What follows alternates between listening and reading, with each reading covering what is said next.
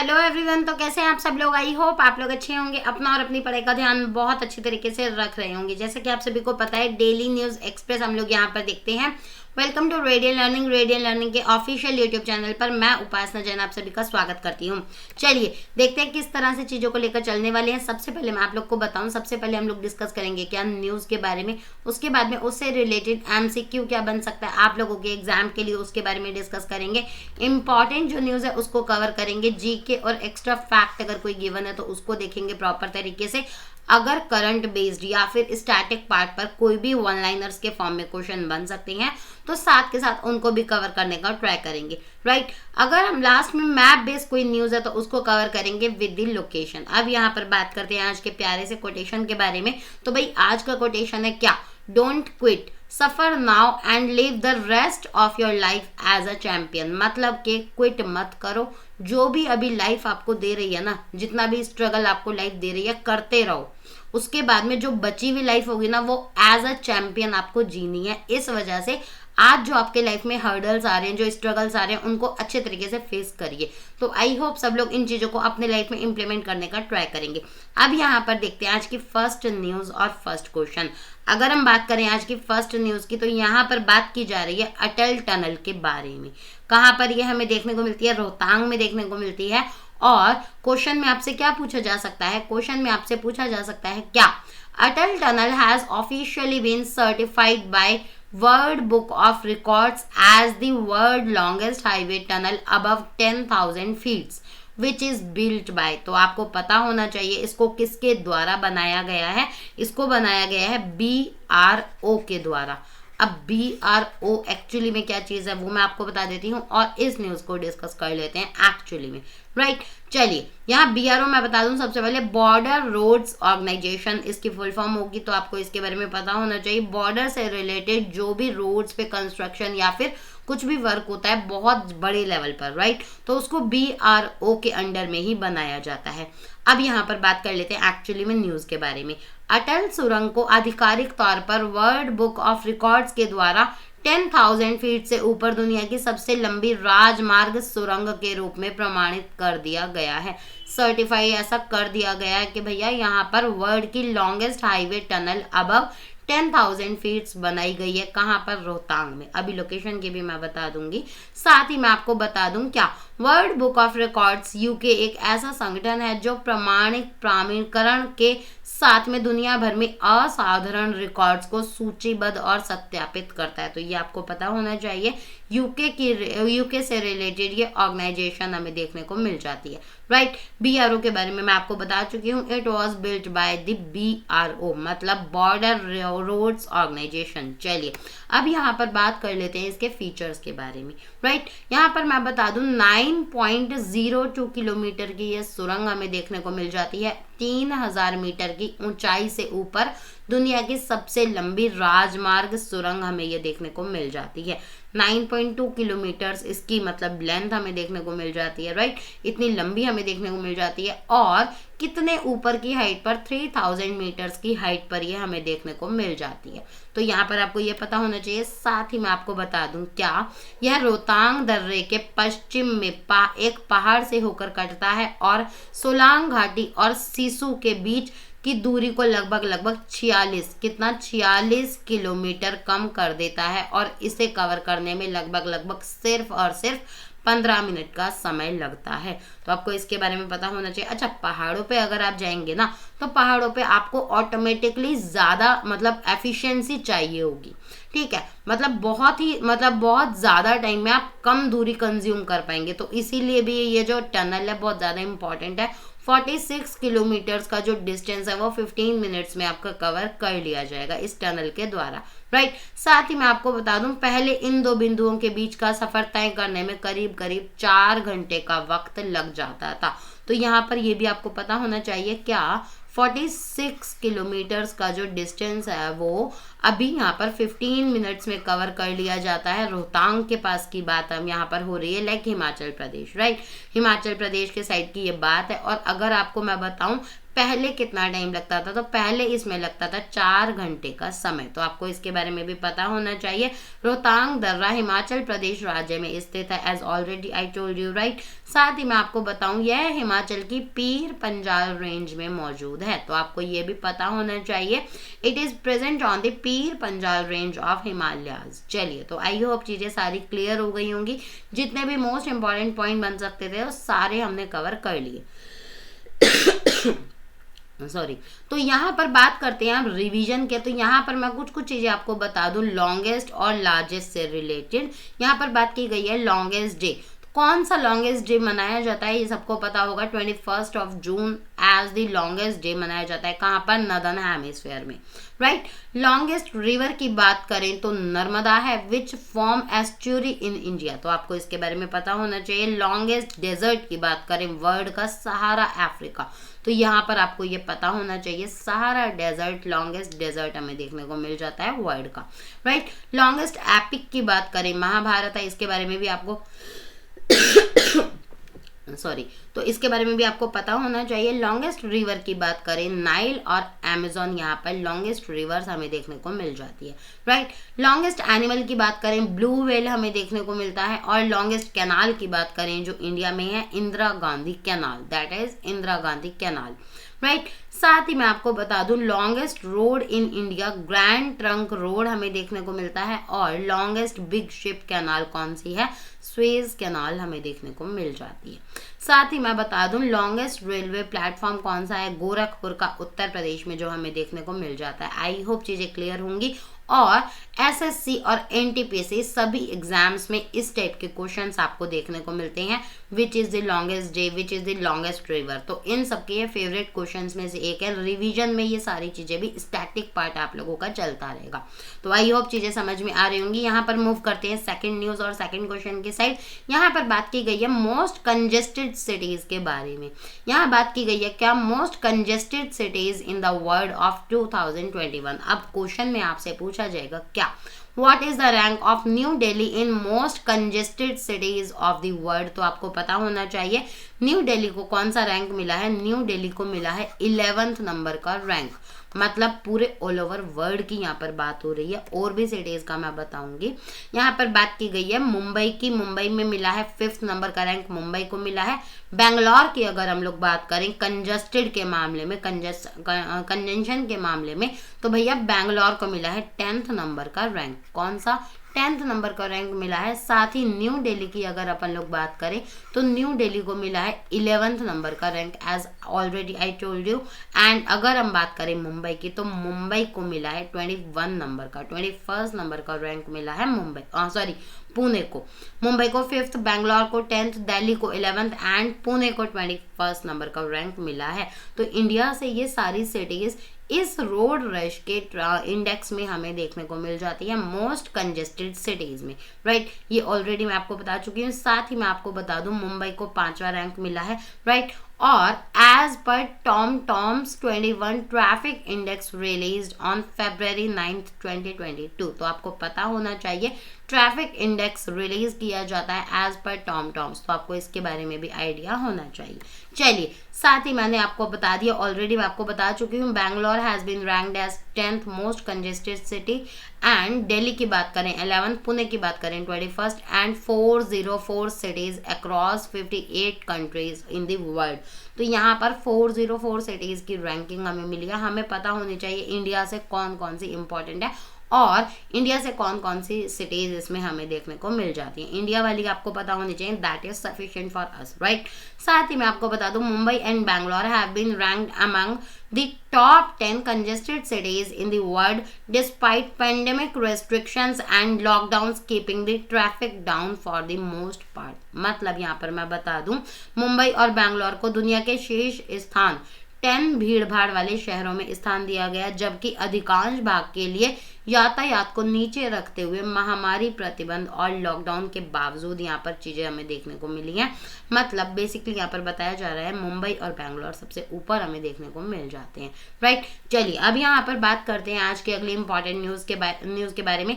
India bans import of foreign drones. तो यहाँ पर बात की जा रही है इंपोर्ट ऑफ फॉरेन ड्रोन्स के बारे में। तो क्वेश्चन में आपसे डायरेक्टली पूछ लिया जाएगा क्या, which government has ban the import of foreign drones to promote domestic drone with immediate effect on February 9, 2022। Question में आपसे पूछा गया है 9 फरवरी 2022 को किस सरकार ने घरेलू ड्रोन को बढ़ावा देने के लिए विदेशी ड्रोन के आयात पर तत्काल प्रभाव से प्रतिबंध लगा दिया। तो आपको इसके बारे में पता होना चाहिए। डेफिनेटली इंडिया इसका करेक्ट आंसर बन जाता है। अब यहाँ पर इन चीज़ों को क्यों फॉर्म में लाया गया है तो मैं आपको बता दूं। बेसिकली इंडिया ने बैन कर दिया इंपोर्ट ऑफ फॉरेन ड्रोन्स को।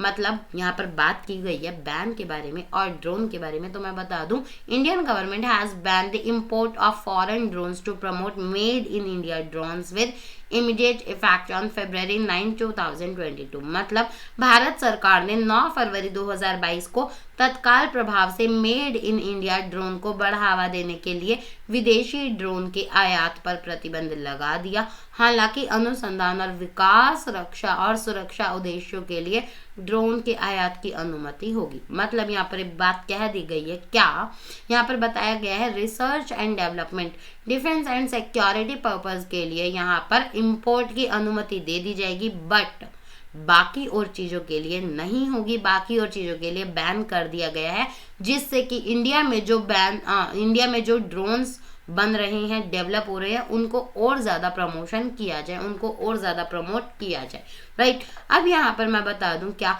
The import of drone components however has not been banned and will not require any approaches inform the civil aviation ministry। तो यहाँ पर सिविल एविएशन मिनिस्ट्री ने बताया है कि भैया यहाँ पर बताया गया है ड्रोन घटकों के आयात पर प्रतिबंध नहीं लगाया गया है, ठीक है, और इसके लिए किसी अनुमोदन की आवश्यकता भी नहीं होगी। तो ऐसा बताया है किसने, सिविल एविएशन के मिनिस्ट्री ने बताया। अब यहाँ पर ड्रोन्स के कुछ रूल्स भी निकाले गए थे कब, 2021 में, राइट। 2021 में ड्रोन से रिलेटेड कुछ रूल्स हमारे सामने आए थे, तो उसके बारे में थोड़ी डिस्कशन कर लेते हैं। इंडिया ने अनाउंस किए हैं new drone rules 2021 in August 2021 as per which no security clearance will be required before registration for the operation of drones।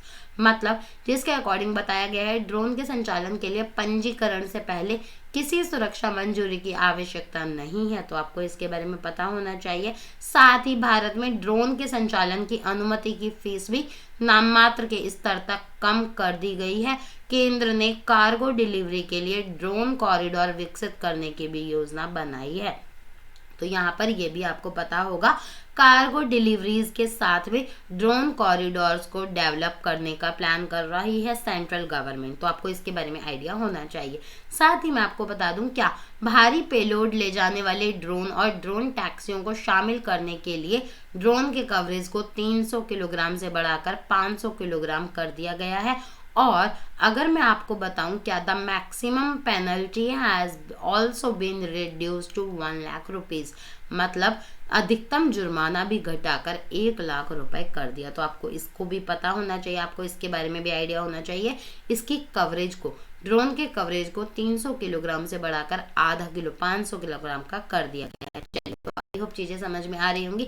अच्छा, अब यहाँ पर कुछ ड्रोन के बारे में बातें कर लेते हैं। निशांत नाम का जो ड्रोन है ना, वो इंडियन आर्मी के लिए बनाया गया है। भारतीय सेना के लिए बने इस UAV, मतलब यहाँ पर बात की गई है क्या, was developed by DRDO's branch, जो कि है एरोनॉटिकल डेवलपमेंट एस्टैब्लिशमेंट। तो आपको इसके बारे में पता होना चाहिए। साथ ही हीरोन की अगर बात करें तो हीरोन एक medium altitude long endurance UAV हमें देखने को मिल जाता है, which is used by Indian air force, developed by Israel. तो आपको ये पता होना चाहिए क्या, हीरोन नाम का जो ड्रोन है वो डेवलप किया है इजराइल के द्वारा, राइट। साथ ही मैं आपको बता दूं हार्पी जो है वो Harpy another product of Israel हमें देखने को मिल जाता है। साथ ही it is used by Indian arm forces and it can carry explosive as well as can destroy radar system.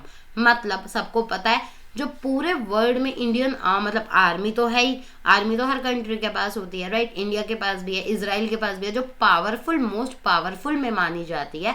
Israel की भी बहुत पावरफुल मानी जाती है। उसके पास ना वेपन सिस्टम बहुत अच्छे अच्छे है, इजराइल के पास टेक्नोलॉजीज के सिस्टम बहुत अच्छे अच्छे हैं। तो यहाँ पर बात की गई है इजराइल का एक अन्य उत्पाद कौन सा है, हार्पी है। इसका यूज भारतीय सशस्त्र बलों के द्वारा किया जाता है और यह विस्फोटक ले जाने के साथ साथ रडार सिस्टम को भी नष्ट कर सकता है। तो इतना पावरफुल है ये कि भैया रडार सिस्टम को ही डिस्ट्रॉय कर देगा। चलिए साथ ही मैं आपको बताऊं सर्चर भी डेवलप किया गया है इजराइल के द्वारा और इसकी स्पीड 200 किलोमीटर प्रति घंटा हमें देखने को मिल जाती है और it can fly up to 18 hours. तो आपको ये भी पता होना चाहिए ये 18 घंटों तक उड़ सकता है। इसकी स्पीड है 200 किलोमीटर पर आवर के हिसाब से इसकी स्पीड देखी गई है, इजराइल के द्वारा इसको डेवलप किया गया है। साथ ही मैं बताऊं रुस्तम के बारे में, तो it is unnamed combat air vehicle, a production of DRDO which is dedicated to all 3 services of Indian arm force. Rustom के बारे में हमने वीडियो में बहुत बार बात करी है। रुस्तम के बारे में आपको पता भी होना चाहिए, प्रॉपर तरीके से इंडियन आर्मी के द्वारा, इंडियन एयरफोर्स के द्वारा और इंडियन नेवी के द्वारा यूज किया जाता है। तो इसके बारे में आपको जरूर से जरूर पता होना चाहिए। चलिए अब यहाँ पर बात करते हैं आज की अगली इंपॉर्टेंट न्यूज के बारे में। यहाँ बात की जा रही है स्पोर्ट्स के बारे में, राइट। इंडियन प्रीमियर लीग कौन कौन देखता है स्पोर्ट्स, फटाफट से कमेंट बॉक्स में बता दीजिए कि मैम हम लोग स्पोर्ट्स के बहुत बड़े दीवाने हैं और क्रिकेट तो हमारा फेवरेट है। चलिए अब यहाँ पर क्वेश्चन की बात करते हैं। Gujarat Titans team will be led by dash. तो आपको पता होना चाहिए गुजरात टाइटंस के कप्तान कौन हमें देखने को मिल जाएंगे, हार्दिक पांड्या। हार्दिक पांड्या हमें यहाँ पर गुजरात टाइटंस को लेड करने वाले कप्तान हमें देखने को मिल जाएंगे। ये हार्दिक पांड्या सबने पहचान ही लिया होगा। एनीवेज अब इसके बारे में बातें कर लेते हैं, जो एग्जाम के प्रोस्पेक्टिव से और चीजें इंपॉर्टेंट है उसको मैं डिस्कस कर लेती हूँ, right. Gujarat Titans CVC capital के स्वामित्व वाली नई अहमदाबाद फ्रेंचाइजी का आधिकारिक नाम है। तो ये आपको पता होना चाहिए क्योंकि Hardik Pandya Indian premiere league 2022 में फ्रेंचाइजी का नेतृत्व करने के लिए पूरी तरह तैयार है। यहाँ पर नाम वाम में चेंजेस चल रहे हैं। अभी लखनऊ में भी हमें नाम चेंज देखने को मिला था, साथ में गुजरात में भी नाम चेंज देखने को मिल चुका है। Gujarat Titans official name announce कर दिया गया है अहमदाबाद फ्रेंचाइजी का, राइट। यहाँ पर गुजरात टाइटंस अहमदाबाद फ्रेंचाइजी के साइड से खेलेगा और जिसके कप्तान कौन होंगे, जिसके कप्तान होंगे हार्दिक पांड्या। साथ ही मैं आपको बता दूं अहमदाबाद फ्रेंचाइजी का नामकरण RPSG ग्रुप के स्वामित्व वाले लखनऊ के द्वारा लखनऊ सुपर जायंट्स के रूप में अपने आधिकारिक नाम की घोषणा के कुछ ही दिनों बाद हुआ है। अच्छा आप लोगों को याद है लखनऊ सुपर जायंट्स, अभी मैंने बताया था पिछले कुछ वीडियो में, पिछले कुछ दिनों पहले वीडियो में लखनऊ सुपर जायंट्स के बारे में हमने बात करी थी। उस टीम को लीड कर रहे हैं KL राहुल। तो आपको ये भी पता होना चाहिए लखनऊ वाली टीम को लीड कौन कर रहे हैं, KL राहुल, और गुजरात वाली टीम को कौन लीड कर रहे हैं, गुजरात वाली टीम को लीड कर रहे हैं हार्दिक पांड्या।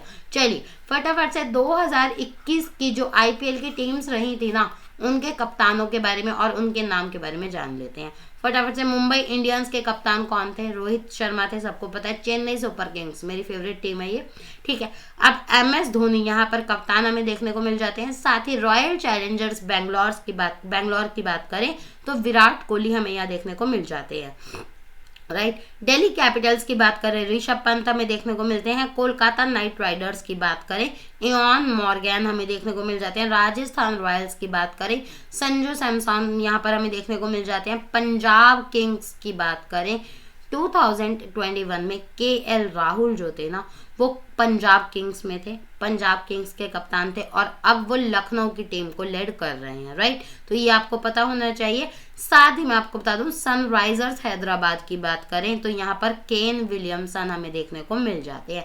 2021 में ये था शेड्यूल कैप्टन्स का और IPL की टीम्स का। 2022 का भी जैसे ही रिलीज हो जाएगा आपके सामने आ जाएगा। चलिए अब यहाँ पर बात करते हैं आज की अगली इंपॉर्टेंट न्यूज के बारे में। यहाँ बात की जा रही है म्यूजियम्स के बारे में, राइट। री imagining museums in India a global summit यहाँ पर हमें देखने को मिलेगी।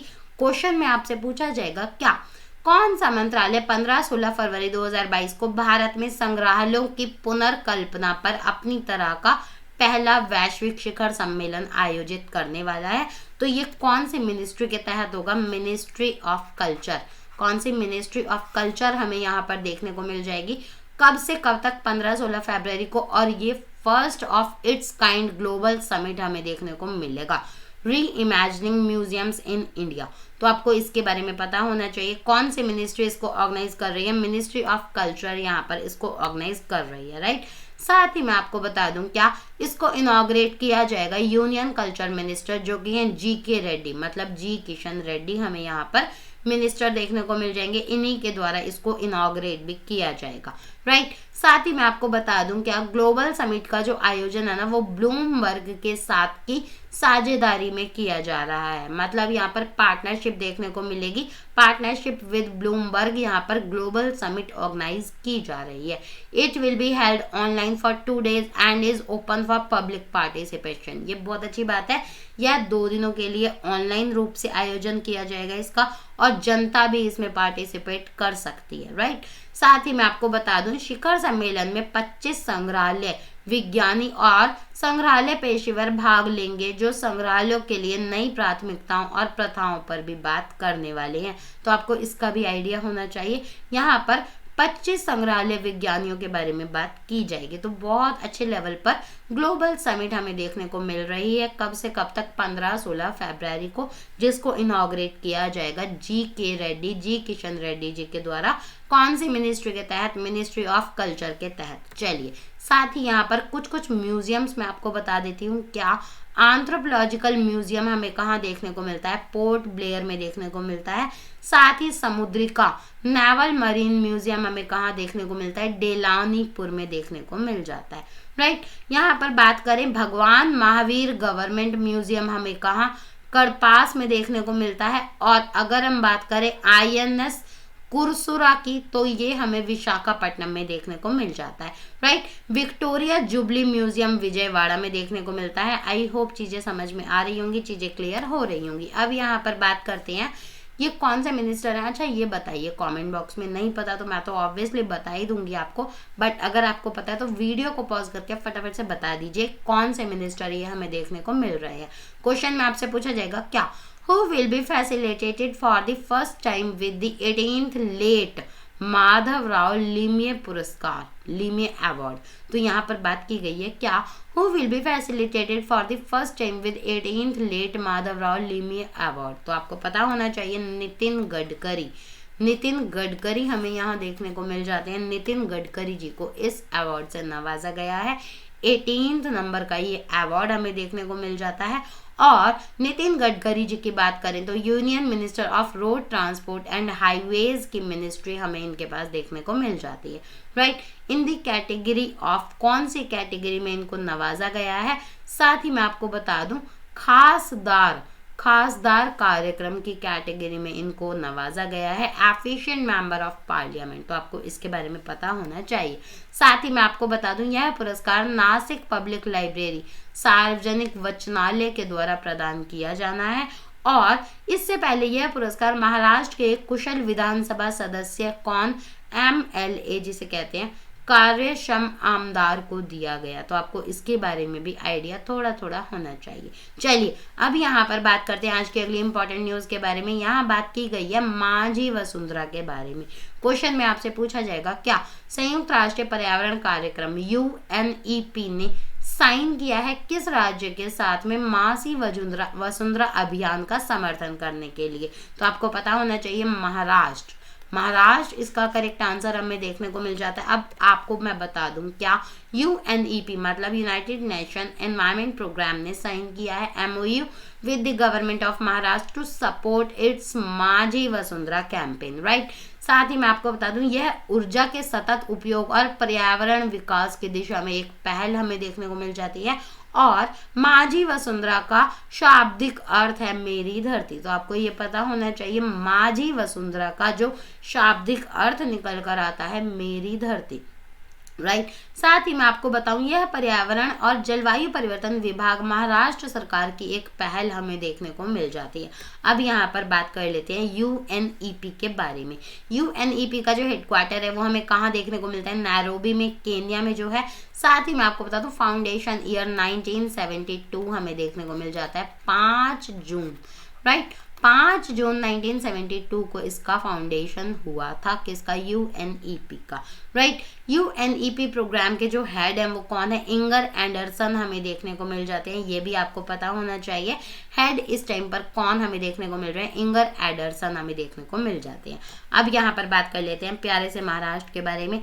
कौन कौन से स्टेट से घिरा हुआ है, सबसे पहले मैं आपको ये बता दूं, छत्तीसगढ़, तेलंगाना, कर्नाटका, आंध्रा और मध्य प्रदेश, साथ में दमन दीव और अरेबियन सी, इन सारी चीज़ों से हमारा महाराष्ट्र घिरा हुआ है। और फॉर्मेशन ईयर की बात करें, फॉर्मेशन ईयर है 1960, कौन सा है, 1960 हमें यहाँ पर फॉर्मेशन ईयर इसका देखने को मिल जाता है।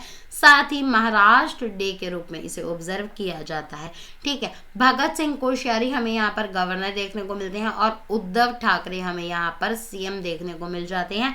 अजित पवार जो है वो डेप्टी सीएम के रूप में यहाँ पर नजर आते हैं, राइट। साथ ही मैं बता दूं राज्यसभा में 19 सीटें और लोकसभा में 48 सीटें हमें देखने को मिल जाती हैं, कहाँ पर, महाराष्ट्र में।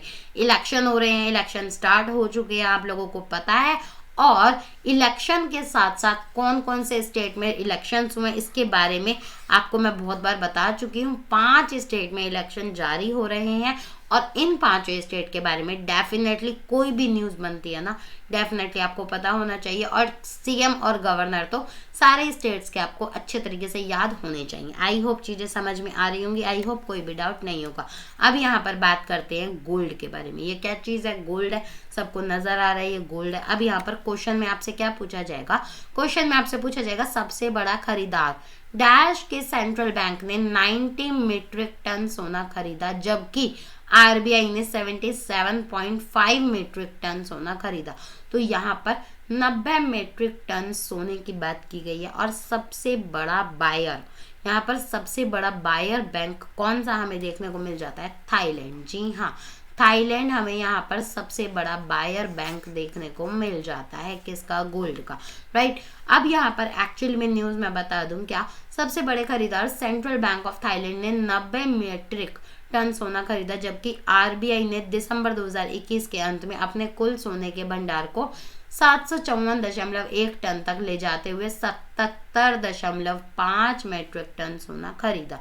तो एज कॉम्पेयर टू इंडिया अगर हम देखें, उसने 90, हमने 77, राइट। तो यहाँ पर बात की गई है इस चीज के बारे में। साथ ही मैं बता दूं, जब सोने की खरीदारी की बात आती है तो भारतीय रिजर्व बैंक 2021 में दुनिया के केंद्रीय बैंकों में पीली धातु के दूसरे सबसे बड़े खरीदार के रूप में उभरा था। तो आपको ये भी पता होना चाहिए 2021 में हम लोग सेकेंड लार्जेस्ट बायर की कैटेगरी में आ गए थे येलो मेटल में, ठीक है। अब मैं बता दूं, क्या as per global hub India's official gold reserves is the 9th largest in the world.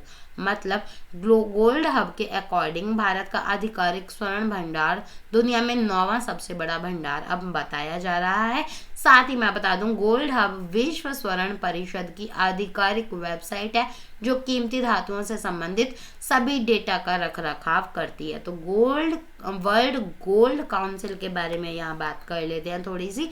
CEO कौन है, डेविड टैट हमें यहाँ पर सीईओ देखने को मिल जाते हैं। हेडक्वार्टर लंदन, यूनाइटेड किंगडम में हमें इसका हेडक्वार्टर देखने को मिल जाता है। Foundation year is 1987, right. साथ ही मैं आपको बता दूं, कैल्विन दुशीस्त्र के यहाँ पर प्रेसिडेंट हमें देखने को मिल जाते हैं। इसके बारे में बेसिक चीजें आपको पता होना चाहिए। चलिए अब यहाँ पर बात करते हैं, क्या हाइड्रोजन से रिलेटेड कोई न्यूज हमें देखने को मिल रही है, जीरो एमिशन प्लांट से रिलेटेड, राइट। क्वेश्चन में आपसे पूछा जाएगा, क्या India's first biomass based hydrogen plant to came up at which state. तो आपको पता होना चाहिए इसका करेक्ट आंसर एमपी इसका करेक्ट आंसर हमें देखने को मिल जाता है। मध्य प्रदेश इसका करेक्ट आंसर हमें देखने को मिल जाता है।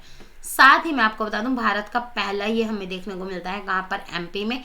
साथ ही मैं बता दूं, क्या भारत का पहला व्यावसायिक स्तर का बायोमास आधारित हाइड्रोजन संयंत्र मध्य प्रदेश के खंडवा जिले में स्थापित किया जाना है।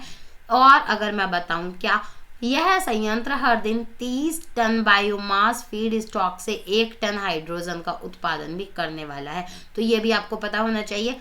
संयंत्र को 24 करोड़ रुपए के निवेश के साथ वोटेमो एनर्जी लिमिटेड और ब्राजील ग्रीन एनर्जी के संयुक्त उद्यम के द्वारा लगाया जा रहा है, मतलब वर्क इन प्रोग्रेस चल रहा है। तो आपको ये पता होना चाहिए मध्य प्रदेश में इंडिया का first commercial scale biomass based hydrogen plant आने वाला है, आ चुका है। चलिए अब यहाँ पर मोस्ट इंपॉर्टेंट न्यूज़ की बात कर लेते हैं। डे से रिलेटेड क्वेश्चन देख लेते हैं। वर्ल्ड पल्सेस डे, तो क्वेश्चन में आपसे पूछा जाएगा क्या संयुक्त राष्ट्र के द्वारा नामित विश्व दलहन दिवस मतलब वर्ल्ड पल्सेस डे हर साल किस तारीख को मनाया जाता है? तो आपको पता होना चाहिए 10 फरवरी को इसको ऑब्जर्व किया जाता है, राइट। साथ ही मैं इसके बारे में बता दूं क्या, the day has been established by the FAO मतलब Food and Agriculture Organization of the United Nations to recognise the importance of pulses. यहाँ पर बात की जा रही है रिकॉग्नाइज करने के लिए कि भैया आपके जीवन में या हमारे जीवन में या सभी के जीवन में पल्सेस की क्या इम्पोर्टेंस है। यहाँ पर सूखी बीन्स, दाल, सूखे मटर, छोले, ल्यूपियन के बारे में यहाँ पर बात की गई है एज अ ग्लोबल फूड। तो यहाँ पर बात की गई है पूरे वर्ल्ड में इन सारी चीज़ों का क्या क्या महत्वपूर्ण है। चलिए इस साल का जो थीम है वो क्या है वो मैं बता दूं, pulses to empower youth in achieving sustainable agri food system मतलब युवाओं को टिकाऊ कृषि खाद्य प्रणाली प्राप्त करने में सशक्त बनाने के लिए दलहन। तो आपको इसका थीम अच्छे से याद होना चाहिए, कौन से दिन इसको ऑब्जर्व किया जाता है ये आपको पता होना चाहिए।